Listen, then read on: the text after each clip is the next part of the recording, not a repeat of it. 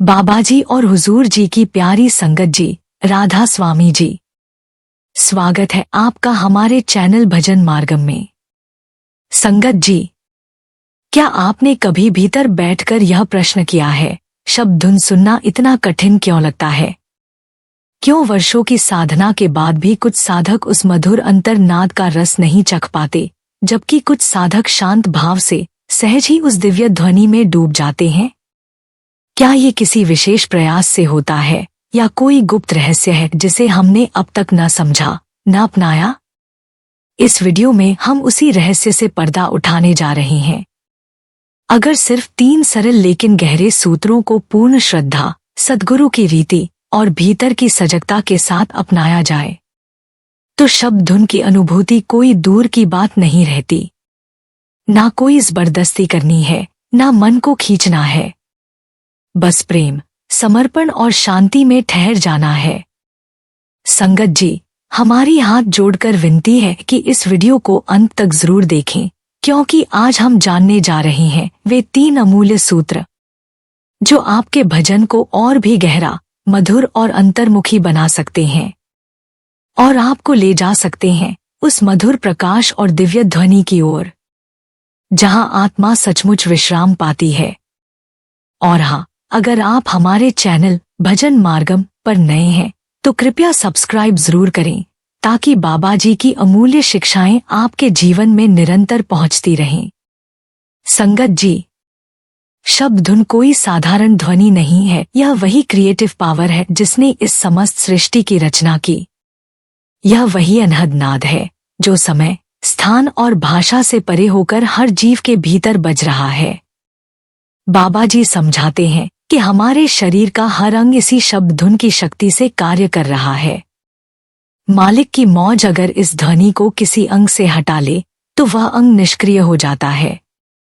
यही कारण है कि शब्द को जीवन की धारा कहा गया है, the Holi stream of life, जो न केवल हमें चेतना देती है बल्कि हमें अपने मूल स्रोत परमात्मा से भी जोड़ती है। बाबा जी कहते हैं कि हमारा शरीर सिर्फ सांस लेने, भोजन करने या सोचने के लिए नहीं बना, बल्कि इसको एक विशेष उद्देश्य से रचा गया है, शब्द रूपी इस दिव्य धारा में प्रवेश करने के लिए। हमारे कान केवल संसार की आवाजों को सुनने के लिए नहीं बने, बल्कि इस होली स्ट्रीम ऑफ साउंड को सुनने के लिए भी बने हैं।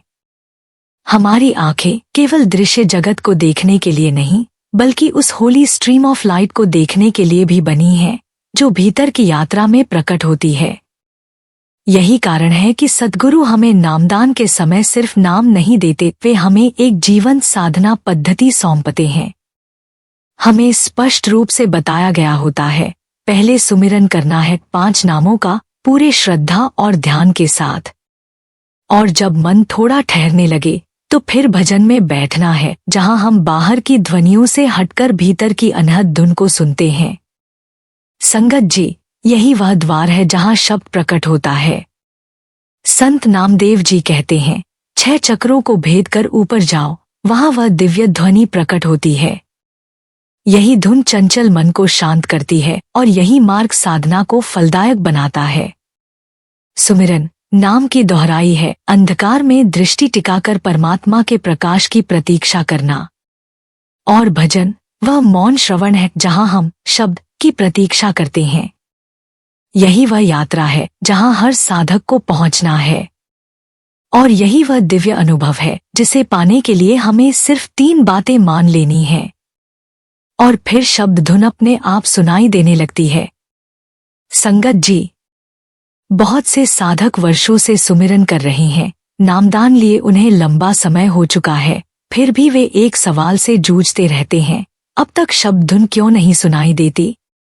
दरअसल हमें यह समझना होगा कि बगैर शब्द धुन सुने सुमिरन पूर्ण नहीं होता। स्मरण और ध्यान जब संपूर्णता को प्राप्त करते हैं, तभी भीतर अनहद नाद प्रकट होता है। पर हम में से कई लोगों ने शब्द सुनने की प्रक्रिया को इतना कठिन और दुरूह मान लिया है कि उसका अनुभव करना ही कठिन लगने लगता है। बाबा जी बड़े प्रेम से समझाते हैं कि शब्द धुन सुनना कोई कठिन कार्य नहीं है, यह तो हमारी अंतर्मुखता की स्वाभाविक परिणति है। लेकिन हुआ यह है कि हमने अपनी अपेक्षाओं, प्रयासों और मन की व्याकुलता से इसे उलझा लिया है। मैं पूरे विश्वास से कहता हूँ, अगर हम केवल 3 बातों को सही ढंग से अपना लें तो यह दिव्य ध्वनि बड़ी सरलता से सुनी जा सकती है। आज का यह सत्संग विशेष रूप से उन प्यारे साधकों के लिए है जो वर्षों से प्रयासरत हैं, जिनका समर्पण भी सच्चा है और फिर भी उन्हें अभी तक शब्द धुन का अनुभव नहीं हुआ। यह विषय आपके लिए प्रकाश की तरह साबित हो सकता है यदि आप इन 3 बातों को आत्मसात कर लें। तो आइए पूरी श्रद्धा से समझते हैं वो कौन से 3 कार्य हैं जिन्हें अपनाकर शब्द धुन हमारे भीतर स्वतः प्रकट हो सकती है। संगत जी, आज हम उस पहली महत्वपूर्ण बात को विस्तार से समझेंगे जो शब्द धुन सुनने के मार्ग में सबसे पहली सीढ़ी है, भजन की बैठक पर बैठना। बहुत से साधक कहते हैं कि उन्हें नामदान लिए वर्षों हो गए हैं, वे सुमिरन भी करते हैं, लेकिन फिर भी उन्हें शब्द धुन सुनाई नहीं देती। इसका सबसे बड़ा कारण यही है कि हम भजन की बैठक पर बैठते ही नहीं। हम सुमिरन करते हैं और फिर उठ जाते हैं। लेकिन शब्द धुन को सुनने की प्रक्रिया सिर्फ सुमिरन से पूरी नहीं होती, वह तब पूरी होती है जब हम भजन की स्थिति में जाकर मौन में उस ध्वनि को सुनने का प्रयास करें। इसलिए बाबा जी की यह सीधी सलाह है, हर सुबह कम से कम 15 मिनट भजन की बैठक पर बैठना शुरू करें। यह शुरुआत छोटी लगेगी, लेकिन यही साधना की असली नींव है। जब हम भजन की बैठक पर बैठते हैं तो शुरू के 5 से 7 मिनट तो केवल मानसिक और शारीरिक तैयारी में ही निकल जाते हैं, जैसे कानों में सही ढंग से उंगलियां डालना, ध्यान केंद्रित करना, विचारों की गति को देखना और भीतर के उठते ख्यालों से जूझना। क्योंकि सिमरन करते हुए जहां जहां हमारा ध्यान गया था, भजन में बैठते ही वही ख्याल फिर से लौटने लगते हैं। इसलिए बाबा जी कहते हैं 15 मिनट की बैठक जरूरी है, भले ही उसमें से कुछ समय शुरुआत में ही तैयारी में चला जाए, फिर भी प्रवृत्ति का अभ्यास बनता है। बहुत बार मन कहता है, चलो थोड़ी देर और सिमरन कर लेते हैं, भजन की क्या जरूरत है। तो प्यारे संगत जी, इस पर बाबा जी ने स्पष्ट कहा, मन को जवाब दो, उसे डांटो नहीं, प्रेम से समझाओ। देख भाई, मैं इतने सालों से सिमरन की बैठक पर तो बैठ रहा हूँ, अब अगर तू भजन की बैठक पर नहीं बैठने देगा तो मैं सिमरन भी नहीं करूँगा, लेकिन भजन को जरूर समय दूंगा और आज से कम 15 मिनट प्रतिदिन भजन की बैठक पर बैठूंगा। अब सवाल उठता है कि भजन की बैठक में कैसे बैठें? भजन की बैठक सुमिरन से थोड़ी अलग होती है। कुछ लोग कहते हैं उन्हें जमीन पर बैठने में तकलीफ होती है, तो कोई बात नहीं। जिन्हें नीचे बैठने में कठिनाई नहीं है वे आलस्य छोड़े और पूरे जागरूक भाव से बैठें। जिनके घुटने या कमर में दर्द है वे कुर्सी पर बैठ सकते हैं, और जो बहुत वृद्ध हैं या रोगी हैं वे लेटकर भी भजन कर सकते हैं। लेकिन करना जरूरी है।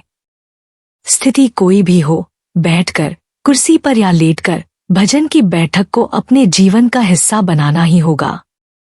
अभ्यास से ही सिद्धि मिलती है। जैसे हमने सिमरन की आदत बनाई है, वैसे ही अब भजन की बैठक को भी अभ्यास बना लें। पहले दिन 15 मिनट, फिर धीरे धीरे 2 दिन बाद 2 मिनट और जोड़ दें, फिर 5 मिनट और। देखते ही देखते यही बैठक 20 मिनट की, फिर 25 मिनट की और फिर आधे घंटे की हो जाएगी, बिना बोझ लगे, बिना जबरदस्ती के। याद रखिए संगत जी, कोई भी कार्य जो हम करते ही नहीं, उसमें कैसे तरक्की मिलेगी। अगर कोई बच्चा स्कूल जाए ही नहीं, उसका नाम रजिस्टर में ही दर्ज न हो, तो क्या वह पढ़ लिख पाएगा? इसी तरह हमने नाम तो ले लिया, सुमिरन करते रहे, लेकिन भजन पर बैठे ही नहीं और चाहा कि शब्द धुन अपने आप सुनाई दे जाए। ये कैसे संभव है? अंदर के जो बाजे हैं, जो सत्संगों में जिनकी चर्चा होती है, वे तभी सुनाई देते हैं जब हम अभ्यास करें। आखिर में भी तो यही कहा जाता है कि जिसने अंतिम क्षणों में शब्द धुन को सुनते हुए प्राण त्यागे, वही मुक्त होता है। तो संगत जी, अगर ये अनुभव जीवन में नहीं लिया तो सुनी सुनाई बातों का कोई लाभ नहीं। अब समय आ गया है कि हम उस अनुभव की ओर बढ़े, और वह शुरुआत होती है केवल एक साधारण निर्णय से। आज से हर दिन 15 मिनट सिर्फ भजन की बैठक पर बैठने का संकल्प।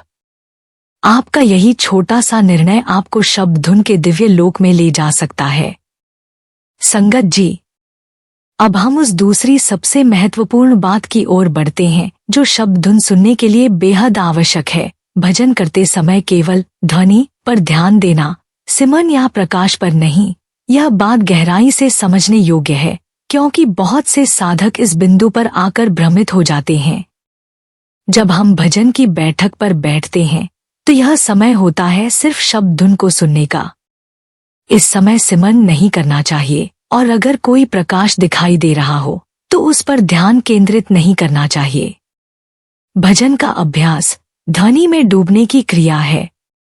संगत जी, बाबा जी समझाते हैं कि जब हम शब्द को सुनने के लिए कानों में उंगलियां डालकर बैठते हैं, तब हमें हर वह विचार छोड़ देना चाहिए जो ध्यान को बांधता है।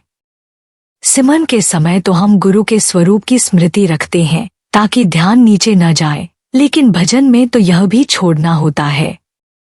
यहाँ हमें पूरी तरह खाली हो जाना है, बिल्कुल रिक्त, जैसे कोई बर्तन जो सिर्फ मालिक की आवाज से भरने के लिए तैयार किया गया हो। कई लोग इस समय अंतर में विवेचन करने लगते हैं, सोचते हैं, कल्पनाएं करते हैं, लेकिन जब तक खुद को पूर्णतः खाली नहीं करोगे, शब्द धुन को स्थान कहाँ मिलेगा। हमारी चेतना में जब तक रिश्ते, शरीर, विचार, व्यापार, परिवार, मोहमाया जैसे तत्व भरे हैं, तब तक शब्द की नाजुक ध्वनि वहां कैसे प्रवेश करे। बाबा जी कहते हैं, शांति की तलाश में लोग सारी दुनिया घूम आते हैं, लेकिन सच्ची शांति और दिव्यता सिर्फ शब्द धुन में ही है। सद्गुरु ने जो अमर नाम दिया है वही अंबर बोल है, वह जो सृष्टि से पहले भी था, आज भी है और सृष्टि के बाद भी रहेगा। नामदेव जी की वाणी कहती है, सद्गुरु मोहि निवाजिया, दीना अंबर बोल, शीतल छाया, सुगम फल, हंसा करे कलोल। अर्थात जब यह अमर शब्द जीवन में गूंजता है तो भीतर एक ऐसी शांति और निर्मलता उतरती है कि आत्मा रूपी हंस वहां आनंद से कलोल करता है। वही अवस्था हमें भजन के समय प्राप्त करनी है। अब देखिए, भजन करते समय हमें न तो बेटे बेटियों की चिंता करनी है, न शरीर की तकलीफ की, न व्यापार, न रिश्ते, न रोग, न मृत्यु, कुछ भी नहीं। जब तक हम भजन की बैठक पर बैठे हैं, चाहे आधा घंटा हो, 1 घंटा हो या 2 घंटे, इस अवधि में हमें खुद को पूरी तरह रिक्त रखना है। और संगत जी, सोचिए, यह कोई कठिन साधना नहीं है। किसी पर्वत पर चढ़ने को नहीं कहा जा रहा, कोई लंबी यात्रा नहीं करनी, कोई बड़ा तप नहीं, बस इतना करना है कि थोड़ी देर के लिए कुछ भी याद न करना। लेकिन माया हमें यहाँ भी बांध लेती है। कुछ ही मिनट बैठते हैं और ख्याल दौड़ पड़ते हैं, रिश्तों की जंजीरें, इच्छाओं के बोझ, शरीर की पहचान और जीवन की चिंताएं। हम सोचते हैं शब्द धुन सुनाई नहीं देती, लेकिन सच्चाई ये है कि हमने भीतर को सुनने की सच्ची तैयारी ही नहीं की।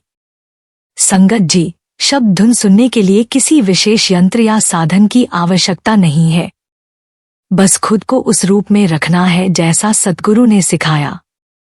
सुमिरन के बाद पूर्ण मौन, ध्यान को आज्ञा चक्र पर स्थिर रख, कानों में उंगली डालकर और ध्वनि को सुनते हुए भीतर समर्पित हो जाना। ध्यान रहे, जब भजन कर रहे हों और प्रकाश दिखे तो भी प्रकाश की ओर ध्यान नहीं देना है। ध्यान वहीं रखना है जहां से ध्वनि आ रही है, दाहिनी ओर से। असल में वो ध्वनि ऊपर से आती है, लेकिन हमारी सुनने की आदत के कारण हमें दाईं ओर महसूस होती है। वही ध्वनि हमें उठाएगी, वही आत्मा को ऊर्ध्वगामी बनाएगी। तो संगत जी, यह दूसरी बात हमें अंदर से बहुत हल्का और मुक्त करती है। ना कोई विचार, ना कोई स्मृति, ना कोई पहचान, सिर्फ मौन और समर्पण। और इसी सरल अभ्यास से शब्द धुन अपने आप सुनाई देने लगती है। बस उस अमर नाम को जगह दो और बाकी सब भूल जाओ। संगत जी, बहुत से साधक अनजाने में अपनी ही साधना को बार बार बदलते रहते हैं। कभी सिमरन करते करते अचानक भजन पर चले जाते हैं, तो कभी भजन करते समय प्रकाश देखकर फिर से सिमरन शुरू कर देते हैं। यह भ्रम साधना की एकाग्रता को तोड़ देता है। बाबा जी समझाते हैं कि हर अभ्यास का एक समय और तरीका होता है और हमें उस समय पर दृढ़ रहना चाहिए। अगर हम सिमरन कर रहे हैं और उस दौरान कोई ध्वनि सुनाई देती है तो भी सिमरन ही करते रहें, और अगर भजन के समय कोई प्रकाश दिखे तो भी उस ओर ध्यान न दें, बस शब्द धुन पर टिके रहें। एक ही समय में दो नावों की सवारी हमें मंजिल तक नहीं पहुंचाती, इसलिए यह जरूरी है कि हम सिमरन के समय केवल सुमिरन करें और भजन के समय केवल शब्द धुन को सुनें। इस स्पष्टता और अनुशासन से ही दोनों अभ्यासों में पूर्णता आती है।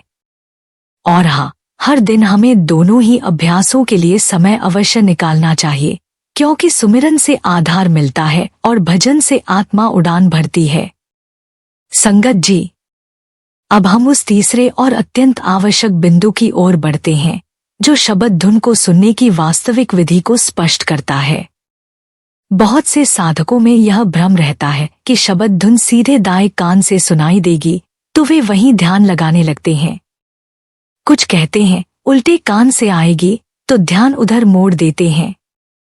कोई आज्ञा चक्र की ओर देखने लगता है तो कोई गर्दन की नसों पर ध्यान देने लगता है। इस प्रकार का भ्रम और अनुमान हमारी साधना को गहरी एकाग्रता से भटका देता है।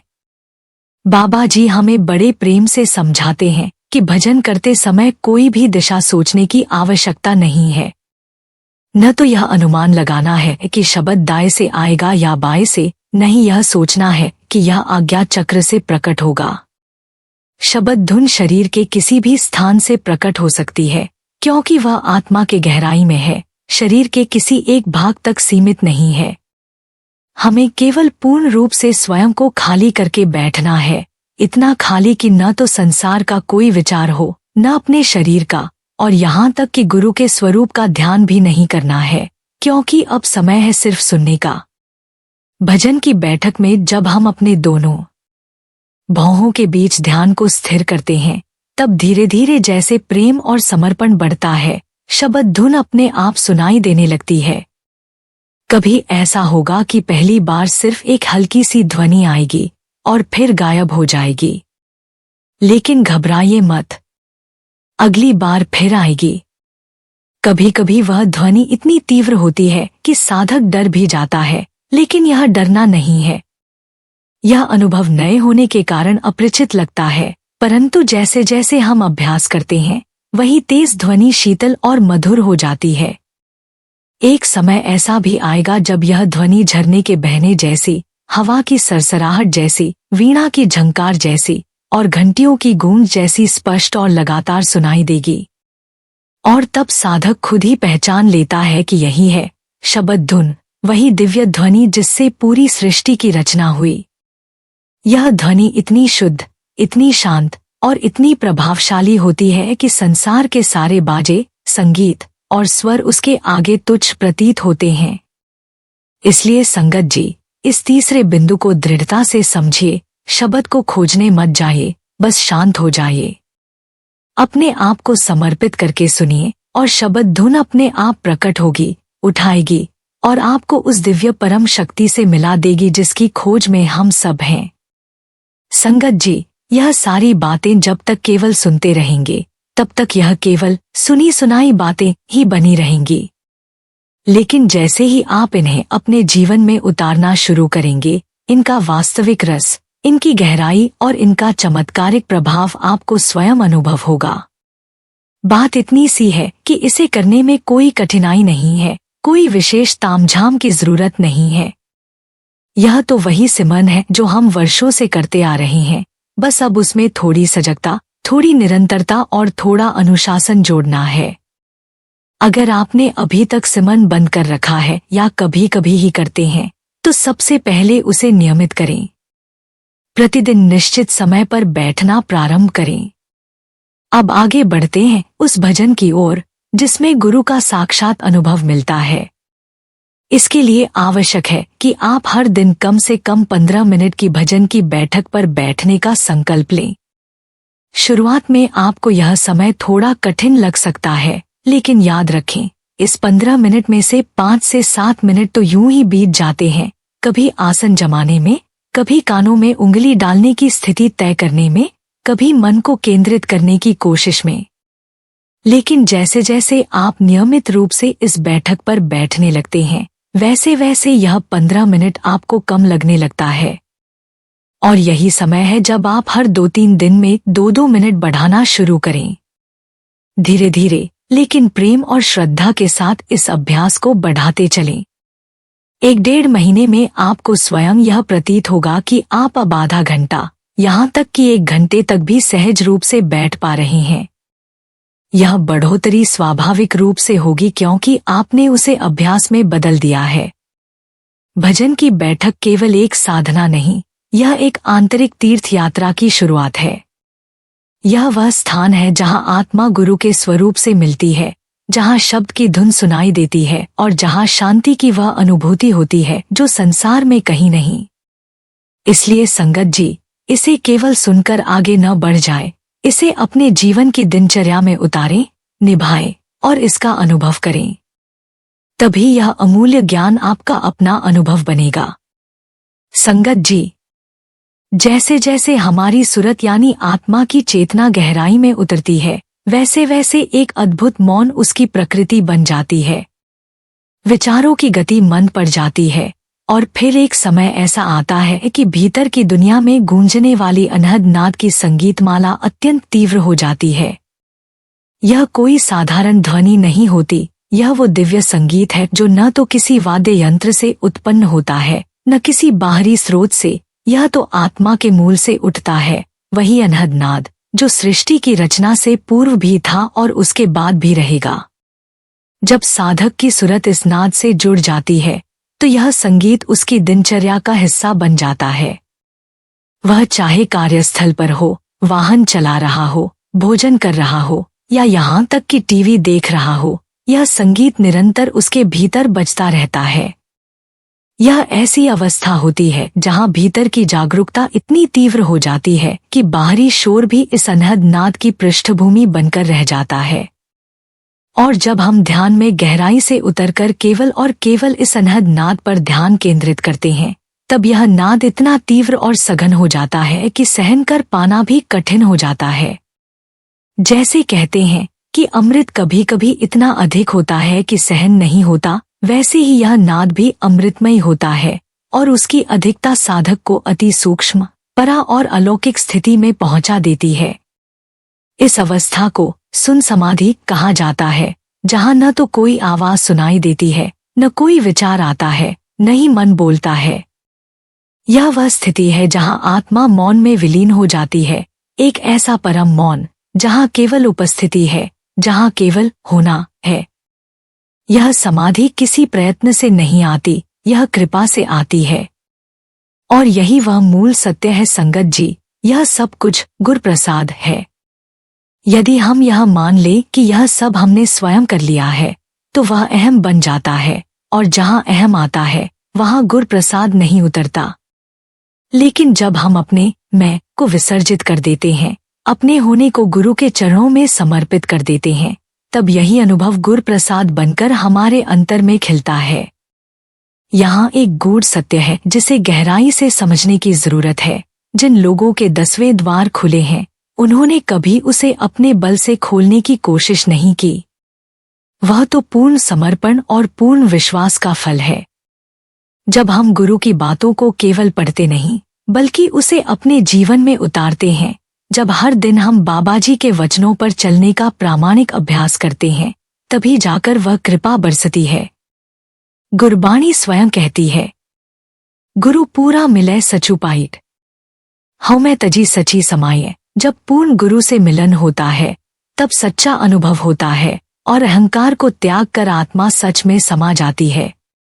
और संगत जी, यह भी ध्यान रहे, यदि यह अनुभव हमें नहीं हो रहा, तो इसका अर्थ यह नहीं कि कृपा नहीं हो रही, इसका अर्थ यह है कि कहीं ना कहीं हम में ही कोई कमी है। हमें अपने भीतर झांकना होगा, अपने विचारों, व्यवहार और साधना के मार्ग को परखना होगा। गुरबाणी व्यर्थ नहीं जाती। जब हम सच में उसे जीते हैं, तो उसका परिणाम अटल रूप से हमारे सामने आता है। अब अंत में सबसे महत्वपूर्ण बिंदु पर ध्यान दें। नाम सिर्फ एक ही है, सत। सत ही उस स्वयंभू अकाल पुरुष का स्वयं उत्पन्न किया हुआ नाम है। बाकी सब नाम उसकी महिमा है, उसकी स्तुति है, लेकिन मूल नाम सत ही है। यही कारण है कि सतनाम में वो अद्भुत शक्ति है जो अकाल पुरुष के समान ही है। क्योंकि यह नाम कभी बदलता नहीं, कभी समाप्त नहीं होता। यह सृष्टि के पहले भी था, अब भी है और अंत तक रहेगा। सतनाम ही वह अखंड, अमर, अचल सत्य है। आदि सचु, जुगादि सचु, है भी सचु, नानक होसी भी सचु। इसलिए संगत जी, यदि आप अनहद नाद, सुन समाधि और आत्मिक अनुभवों की ओर बढ़ना चाहते हैं तो पूर्ण समर्पण, दृढ़ विश्वास और गुरबाणी को जीने का साहस चाहिए। फिर देखिए कैसे शब्द की गूंज आपके भीतर स्वर्गिक संगीत बन जाती है और आत्मा उसी में लीन होकर स्वयं को भूल जाती है और सच्चे होने में समा जाती है। यही है आत्मिक यात्रा का सार, शुद्ध प्रेम, समर्पण और गुरु प्रसाद। संगत जी, याद रखिए, जिस सत्य की खोज बाहर बाहर की जाती है वह वास्तव में हमारे भीतर ही विद्यमान है। बाहरी दिखावे, कर्मकांड और रस्मों में उलझकर हम उस मूल लक्ष्य से भटक जाते हैं। लेकिन जब हम पूरे प्रेम, समर्पण और गुरुकृपा के साथ अपने अंदर झांकते हैं तो वही अनहद नाद, वही दिव्य प्रकाश और वही परमात्मा की झलक हमें मिलनी शुरू हो जाती है। इसलिए संगत जी, याद रखिए, सच्चा मार्ग भीतर की ओर जाता है और वह मार्ग केवल गुरु की रहमत, सुमिरन और भजन की शक्ति से ही खुलता है। इस शरीर के भीतर ही वह परम तत्व विद्यमान है जिसे वेदों और पुराणों ने युगों से खोजने का प्रयास किया है। इसी शरीर में संपूर्ण ब्रह्मांड समाया हुआ है, ऐसा संत महात्माओं का स्पष्ट वचन है। परंतु संसार के अनेक तपस्वी, योगी, साधु और सन्यासी उसे बाहर ढूंढते हैं, अलग अलग वेशों और विधियों में। ऋषि, मुनि और अवधूत भी शास्त्रों और ग्रंथों में उसी सत्य को खोजते रहते हैं। विद्वान लोग अपने ज्ञान के अहंकार में डूबे रहते हैं और इसी अहंकार से न केवल स्वयं भ्रमित रहते हैं बल्कि दूसरों को भी भ्रम में डाल देते हैं। तीर्थ यात्रा, उपवास और दान जैसे कर्मकांडों में उलझकर वे बाह्य आडंबर को ही साधना मान बैठते हैं, पवित्र नदियों में स्नान को मोक्ष का मार्ग समझते हैं, लेकिन यह सब केवल कर्मों की उलझनों में और अधिक फंसा देता है। ऐसे लोग बाहरी रस्मों और क्रियाओं में खोकर अपने लक्ष्य तक कभी नहीं पहुंच पाते। यही कारण है कि यह संसार जन्ममरण के 84 लाख योनियों के चक्र में घूमता रहता है। तुलसीदास जी कहते हैं कि केवल वही संतजन अंतिम सत्य को प्राप्त कर पाते हैं जिन्होंने आत्मा के भीतर उस परम तत्व का अनुभव कर लिया हो। वही मुक्ति को प्राप्त होते हैं जो सत्य को पहचानते हैं। लेकिन जो केवल पांडित्य पर टिके रहते हैं वे परंपराओं और कर्मकांडों में उलझे रहते हैं और अंततः अपने ही अहंकार में बंदी होकर मोह और माया में फंसे रहते हैं। संगत जी, अगर आपको यह वीडियो अच्छा लगे तो कृपया इसे जरूर आगे शेयर कीजिए। मान लीजिए आपने यह वीडियो किसी संत संगी को भेज दिया, जब वह इसे सुनेगा तो निश्चय ही भजन से मन करेगा। मुझे पूरा यकीन है और आपको भी होगा कि जब कोई सच्चे भाव से सत्संग सुनता है तो वह जरूर कुछ समय के लिए भजन पर बैठता है, चाहे केवल 10 मिनट के लिए ही क्यों न हो। और जब वह 10 मिनट भी भजन करता है तो उस पर भी और आप पर भी बाबा जी की अपार कृपा होती है। क्यों? क्योंकि आपने सत्संग शेयर किया, वह सत्संग किसी और तक पहुंचा, उसने उसे सुना और सुनकर सिमरन में बैठ गया। यही सत्संग का वास्तविक फल है। जो बहन सुन रही है वह अपने भाई को भेज दे, भाई बहन को भेज दे, माता पिता बच्चों को भेजें और इस तरह पूरे परिवार में यह सत्संग गूंजे ताकि सबका ध्यान बाबा जी की ओर लगे और सब भजन सिमरन में जुड़ जाए। जब किसी के भजन सिमरन का माध्यम आप बनते हैं तो बाबा जी आपसे अत्यंत प्रसन्न होते हैं और आप पर दया मेहर बरसती है। इसलिए हाथ जोड़कर आपसे विनती है, इस सत्संग वीडियो को अधिक से अधिक संगत में भेजें ताकि सब इसका लाभ लें और सद्गुरु की कृपा के पात्र बनें। और संगत जी, जो भी इस चैनल पर नए हैं कृपया चैनल को सब्सक्राइब करें और कमेंट बॉक्स में राधा स्वामी जी लिखें। साथ में अपने शहर का नाम और बाबा जी या हजूर जी का नाम लेकर पूरे प्रेम से जुड़ जाए। राधा स्वामी जी।